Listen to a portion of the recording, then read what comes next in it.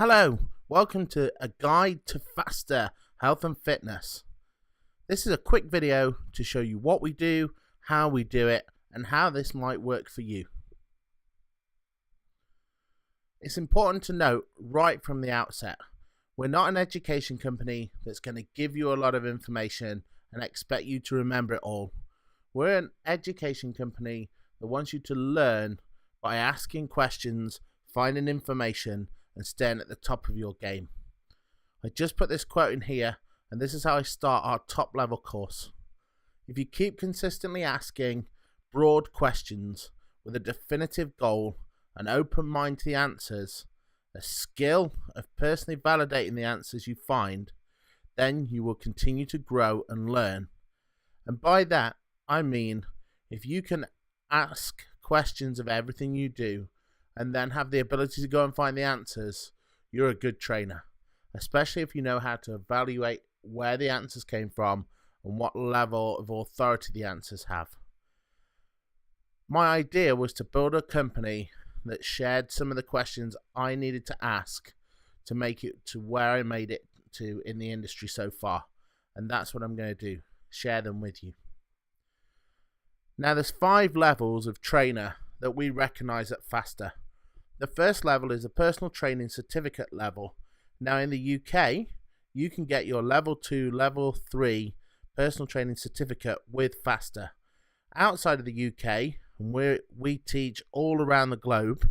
We've got bases in the US, Thailand, Saudi Arabia, Europe, and Australia, and we travel as well.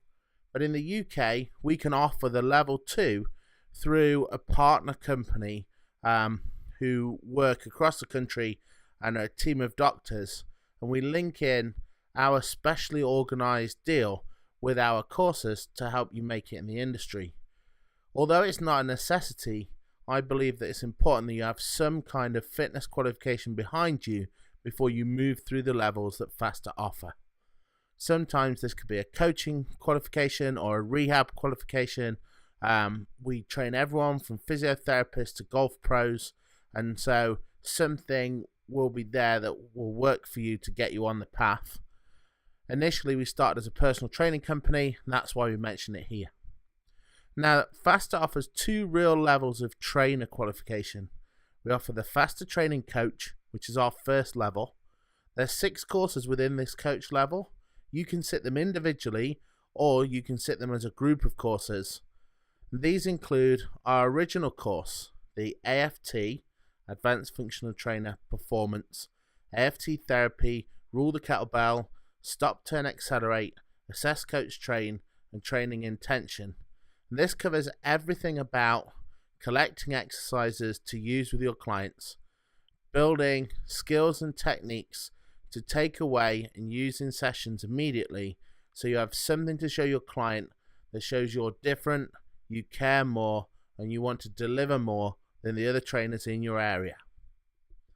The specialist in function is the next level of detail. We stop telling you things, and we stop showing you things, and we start asking you to develop your own system.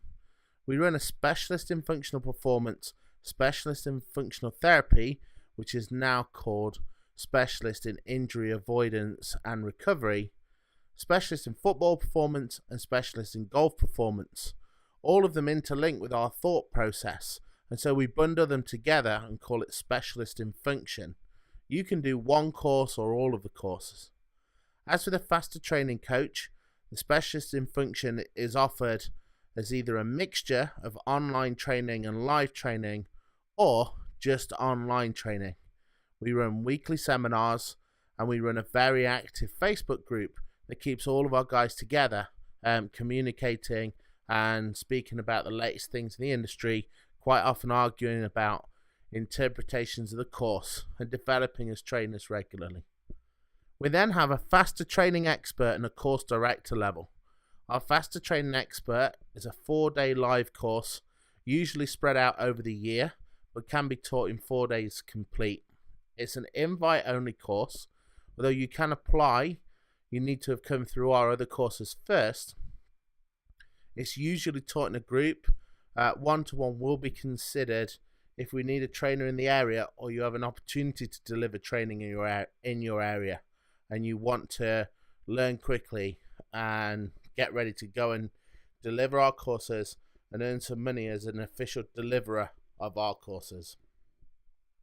Our course director level is a 4-day live invite only course. It's 4 days intense.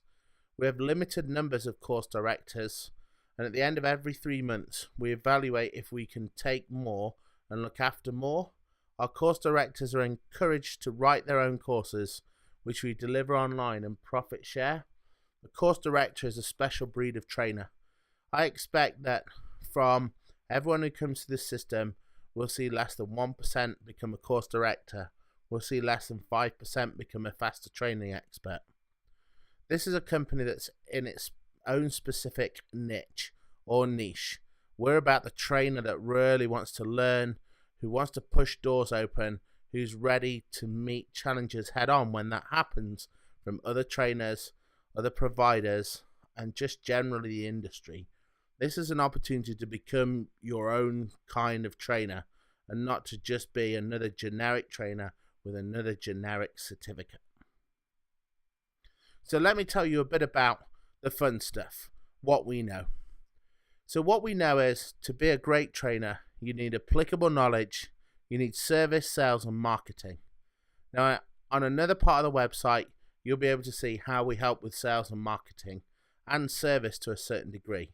But applicable knowledge is really what we're about. And that's having the ability to learn the science, to learn what the latest technicians are saying, to put it together, and to provide real, genuine, quality answers for your clients that you can apply in a session immediately. This is not about theoretical knowledge that you can't use, but it's not about technical, guru-related, made-up knowledge that gives you a trick with no reason. So we want to tell you the basics that people dare not tell you. And the reason for this is, if you're a faster trainer, we want you at the top of the industry. So some of the things you might have been led to believe, and I certainly believed these for years. Corrective exercise does not exist. It's something that's true. Corrective exercise does not exist. People won't tell you this because they want to put an importance to the biomechanics of the body and the exercises that the body goes through. Now, this is not to say exercise is not important. This is not to say that you can't use exercise in a rehabilitative fashion. It's not to say that exercise can't be used for avoidance. It's just to tell you that corrective exercise suggests that we know the correct way of moving, and when the movement patterns are off, we can, 1, identify how they're off, and 2, put them right just using exercise. And that's not the case. Many courses teach that muscles are proactive. You squeeze this muscle, squeeze that muscle, go from neutral to short, and that's how you'll create a movement. But in the main part, they're reactive. So there is some concentric contraction. It is related to a skill. You do perform a movement by thinking or physically move from A to B, but then the reactive part is all the rest of the bones moving, something we'll look at a bit later on in this little mini presentation. If it changes in the session, then think it's a nervous system adaptation. Don't think it's a change in structure. Flexibility is really a reduction in the resistance to end range, and it's not a lengthening of the tissue. The tissue does lengthen to get to that point, but the tissue was always able to lengthen to that point. It was just stopped because of the nervous system. Any changes you see in session, a nervous system or an injury. If you do change how the nervous system is defending the body from movements and working within its own known skill level based on its own experience, and all the stuff that's way out there in pain management and other neurological effects that are out of my league by a long way, when you change those things, then the important thing to remember is, do you know why they were in place? And do you know how you've changed them and what the effect of changing them was? And sometimes you might think of something as simple as static stretching, where the research says if you static stretch for 45 minutes after, if you static stretch long enough, there'll be a reduction in the amount of power output from that muscle. So although you will have a reduction in the resistance to stretch compared to prior to the stretch, you'll also have a reduction in force produced concentrically, and so therefore you'll expose that joint to a range the body didn't believe it should go into, with a ramped down version of contraction in that range. And that might not be a problem, but it might be a problem if you didn't know. Faster works through a system where coaching is at the top of the list. And this is because if you can use a non-physical coaching system where you're not having to go hands-on immediately, where you're teasing the body into new places without having to trick it, which we would call coaching, then what will happen is your body will give you the range it wants that session, but no more. And that's our theory. So there's more research to be done on all of this, but at the moment that's our way of getting the body to move in bigger ranges, and to get our client to think better things about movement, to think more related to movement, to not just train somebody without them having a knowledge of how well they're moving in respect to how well it feels, how good the range is, how well they control the motion. So we would use coaching first, and while we're coaching we would look at the sequencing of the bones to see if the bones behave in a way we'd expect, and maybe if they don't, we can manipulate the exercise to create a sequencing we would like. And finally we look at the structure of the body and say, well, if you can't do what we want you to do, we've coached you to your best, you still didn't show us, we changed the sequence so it's favorable for you to be successful, you still couldn't show us, perhaps we've got to look at long-term changes in structure. So how much strength do you have? How much range in the tissue do you have?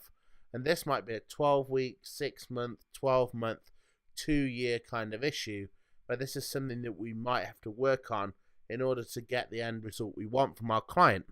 It may be that the structure of the body is just set and you never get the movement you want or you expected from your client, which is okay, because there's no real defined great ways of moving. There's only things that we presumed. There's several different coaching styles, and we cover these all in our courses. Just to run you through them quickly, there's chunking, where you break down the movement. There's directive, where we tell you how to do it. There's guided discovery, where we ask you to do things in different kind of ways to see if you can then find the way we expect you to move. There's an association of technique to quality, and that's something we use a lot. And then there's visual feedback, where you can use some kind of device to film the client and then show it straight back to them so they can change how they move to something that looks more preferable. If I just show you here, this is where we used some coaching recently on our coach course, and this is to improve the run. So our top runner is before and our bottom runner is after. And if you just have a look, here we go, look. So with our top runner, it's quite a long stride, it's quite slow. The sprint isn't really what we want. There's a reduction in movement in the right arm, and all of that could just be the way he moves. On the bottom run, we see that that's a lot better. And so we just see here, he's got more of a lean as he's set off, and then he starts coming to upright. He doesn't get so much extension in his legs, which allows him to fire through quicker and keeps his foot off the floor for just that bit less time. And so that was our aim, keep the foot traveling off the floor quickly, so don't allow contact time to be too long. And as you can see, on that first one, his foot didn't leave the floor until way behind him. On the second one, he's not hardly getting into extension at all, and then his knees following through. And so we did that using a coaching style. So if we just move on, what we did initially was we asked him to hop, and here he is, hopefully. Here he is hopping, and so you can see we've asked him to land with a pretty straight leg. We thought his left was bending too much. He has a little bit of trouble with this. To be fair, the guy that you're watching now does have a history of quite a lot of injuries in his femur. And so we tried to use guided discovery by getting his body to feel more rapid movement from his hip flexors. In the hip flexor below, we identified that also, as well as the left being on the floor for a long time, it was the left hip not coming through so fast. And so here we use a technique called knee boxing, with the idea being that the end box from the knee drags him off the floor, and then our hope is that that carries over to our final run, which you see here. And we were pretty successful. We were happy with that. He felt more secure in his run, and it was a firmer, better run. So, looking at coaching, when we coach 5 skills, and all these skills are taught on our coach level. There's locomotion, which you just saw. There's vertical displacement, which we'll look at soon. There's rapid change in direction, how to turn, throw, kick. Training intention, keeping the torso firm, which means that how you can keep your body still when accepting force, and training intention where you keep your limbs still and move your body around it. So it may be traditionally taught of core and stabilizers around the shoulders or the hips. If we have a look here, this is where we give an example of looking at the body from a slightly different way. So what we're trying to show here is the foot and ankle. Now, in a lot of courses, the foot and ankle is not covered at all. In some courses, it's covered in a massive amount of detail. But here we show you the 2 possibilities of the foot and ankle moving. We have the right side, and on the right side, the client's right leg, what we see is a tibia rotate in, and so we see the foot do all the things it needs to do to accept the floor. And on the left side, we see the tibia rotate out, and there it does all the things that the foot needs to do to be firm to push off from the floor. And so we go into quite a lot of detail on that on our specialist course. Those of you who know golf will think that that's not too dissimilar a movement to golf. Those of you who train golfers might want to think a little bit more about the foot as you start to train them. We use software like this to manipulate and move our skeleton live on our weekly online seminars so that you can stay up to date 1, 2, 3 or 4 years after you've completed the course. So if we look at muscle function from a faster perspective, we have here the difference between a squat, and here you see a squat is big movements around the knees, the hips, the foot and ankle, and a run. And here you see that during the run, if you ignore that little flipping leg out, during the run, look, there's hardly any movement in the knee, the torso, it's just the arms coming through. And so what we look for in a run is more of a reactive muscle. And so inspired by the sprint coach Franz Bosch, we look at the difference between muscles that appear to be in a great position to lengthen and shorten through their contractile fibers and through the amount of range offered from the connective tissue that surround them. And we look at those compared to muscles that appear to have very little stretch along the line of pull or force requirement, and also have their the contractile fibers facing the wrong direction to be able to pull in that direction as well. If you can go to your anatomy book, have a look at a glute, which would be more like a muscle that could get through a big range and work against a resistance. Franz Bosch would call that a pump. And then have a look at the hamstrings, where the contractile units sit off center.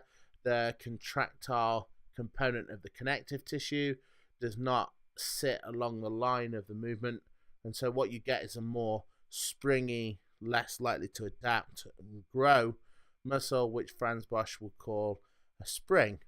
Though we don't necessarily go with the whole of Franz Bosch's thoughts on muscles, the guy has got some really interesting ways of explaining how we move why muscles develop as they develop, and he's currently studying that through several studies at universities across Europe, and so we use that as our benchmark for what we believe muscle function is doing as we move.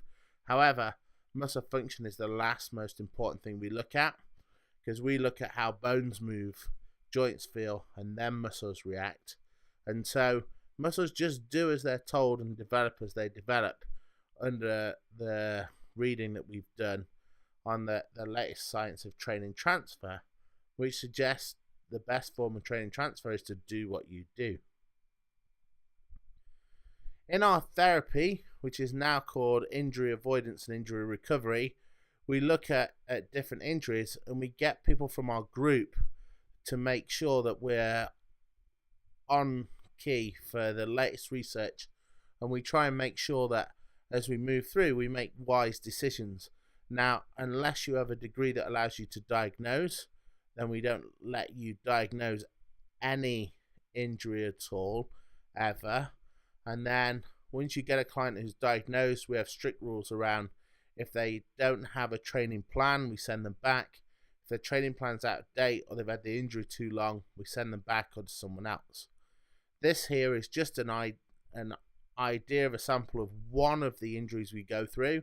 This was written by an osteopath, Tracy, who's one of our students, but also co-teachers on this course with us as well. And this is just a list of the things you might want to know about plantar fasciitis. One of the things there it says is a flexible rear foot varus, and so if you went back to our slide on the foot, you know that maybe you should be looking for a spun out foot or something happening at the hip. What we'll be able to do is take the information from the trained therapist who is dealing with the client and then be able to apply it from a biomechanical point of view to assist in all the other great work that's happening for them. Plantar fasciitis is one of over 20 injuries we tackle in the course notes, but additional to that, we run seminars on injuries on request. So this is a great place if you get any clients who come in with niggles, and it's a great way of learning to work with other professionals in our industry. If you're currently one of the professionals that diagnose and treats in our industry, it's a great place to get an idea of what a trainer would do with a client, so you can either continue their care or look for a trainer that's suitable. This monstrosity is the HMAC. The HMAC is our spreadsheet skeleton. It was put together to try and help you see every bone motion, joint feeling, muscle reaction across the body when a movement takes place. It's not a snapshot of one position, it's many positions accumulating to make one movement. The best thing I could describe it as is a GIF where it shows you perhaps a reach from waist to above head or a golf swing, backswing, and helps you put together all the components of motion, which you can then use to develop a hands-on technique or a hands-off technique to improve the skill of someone moving. Now, when we look at golf, and you'll see here we've got two golfers, it's actually the same golfer, and what we look at is, well, what's happening? So if we look at this top golf swing look, then if we were to describe, well, what would we expect to happen from the left femur, then did you see it sway over and rotate in? Did you see that it tilted over to the right, rotated to the right, it dropped in space, posteriorly rotated, and the net effect of that is pulled the tibia to rotate in. If you know what happens to the tibia because you learnt the foot on the other component of the course, then you know that flattened the foot. So you know in order to get this club at the top, if you look at the foot, you know the foot's got to be able to accept the ground, so good eversion at the rear foot, good inversion at the midfoot. You know that the hip's got to be able to travel, but not travel too far as to cause a golf fault through the right leg. And you'll know that these things happening will engage the left side of the core in the lower aspects and the right side of the core in the upper aspects through the arms, will allow that full swing on a full full tracking of the club like we'd expect from a good swing. This is hard to see because, as you can see, there's no ball to hit. But this is where we spent some time working on the movement. Now, what you'd expect on the backswing perhaps doesn't happen so well here. So as he comes down and hits this point, we probably expect a little more right foot spin there. So that might tell us something about the left hip and its ability to internally rotate, or the left leg, the tibia is rotating out. So is the foot capable of holding enough inversion with eversion at the forefoot to be able to allow that to happen? Or is it the fact that, it's the thoracic has pulled through, or there's not enough technique or skill in that movement? So, but it's still not too bad a shot. And then the club travels over and he looks forward. We look at it from both angles, just because if you see it from both angles, then you also get to see what's happening in that sagittal plane with the flexing at the knee and dorsiflexing at the ankle, flexing at the hip, how it comes out of extending, how really the golf swing is just a partial squat. But during the partial squat, there's two different positions of the club. And so the kind of detail we want you to see the golf swing in is quite large, because the smallest thing can change the performance of the best players. The biggest thing that you see might completely change the way you help a coach work with a beginner player. So knowing it all is important. It's not just a lunge and rotation, which some courses would have you believe. So here's a slide that I just showed you a preview of. On the top left, you can find all these assessments on our YouTube channel. On the top left there, we have an assessment for hip adduction, which is pretty generic. And all we're asking for is, how well does the pelvis get over the femur? And so we assess from one side and then the other. Now, the interesting thing here is that through a career, I've been taught you should look for long range, and I've been taught you should look for short range. The idea was, if you saw long range in a joint, it was weak, and so you should strengthen it. That would be the problem. If you saw no range, then you've got no example of it traveling the distance it needs to be successful, so therefore it might be weak in those end ranges, so you need to train it in end range. Both techniques would require a different end result from my exercise selection. However, at Faster, what we say to do is try and find the habit of the client. And so the habit of the client will tell you if they prefer to go long left or short left, long right or short left. And then get them to practice movements that aren't in their habit. Now, sometimes this will even them up in the next assessment, and sometimes it won't do anything, but at least you know your client's capable of getting from one side to the other. And so if we just look down here, then what we're doing here is we're trying to make the right hip go through a long range because it picks short. Here we go.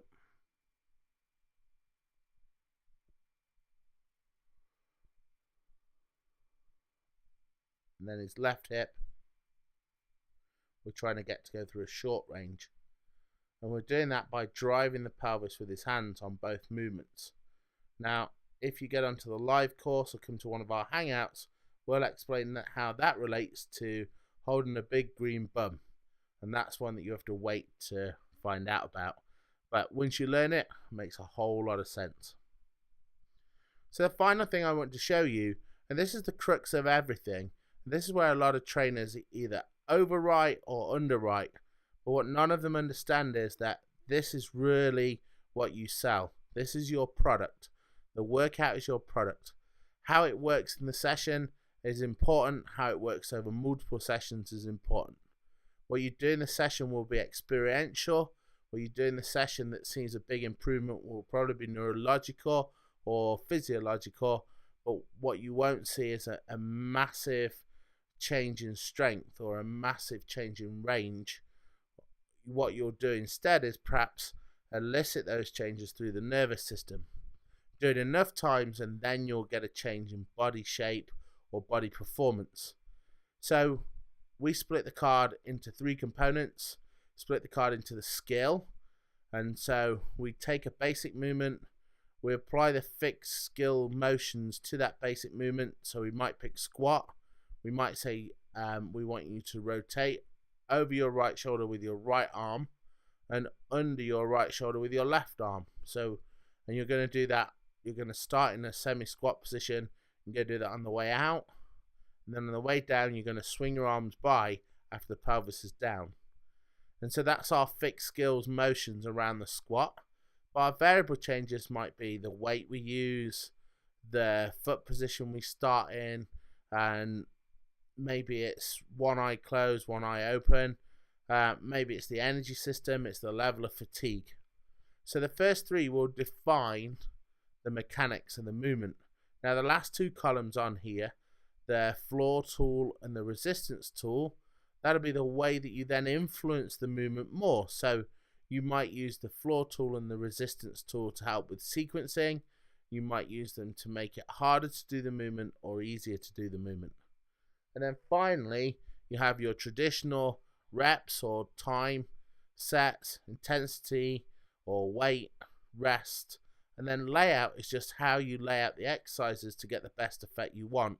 So whether that's multiple sets or circuits or pre-exhaust or strength to power or power to strength or agonist to antagonist or whatever you want to use or believe in, that will help you elicit a better nervous system response in session in those exercises to allow them to be used repeatedly and to give you that cumulative effect, which will be the change in body or the change in performance that you wanted from your client, that's based on the physical changes in the body, not the improvement in skill.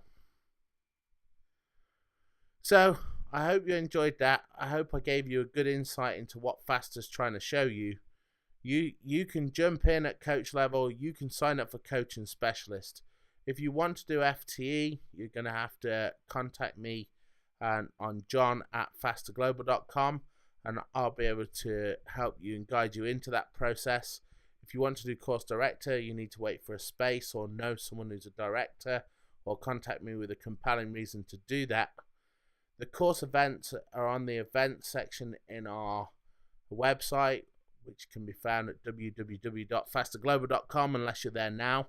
And if you want to see more or know more before you commit to a course, you can check out our blog where we'll put exercises all the time. Or you can check out tv.fasterglobal.com where we carry all our exercises. There'll be about 800 there eventually, maybe growing up to 15 or 1600. It was great having you listen to me. I hope you decide to either start your career with us and go through level 2, level 3 and everything we do, or you decide to do the basics, do level 2, level 3, give yourself a chance with the coach collection of courses, or you decide to use it for marketing, or you decide to improve what you do, or maybe even make a business out of our business and be a teacher or a course director. Thank you for listening.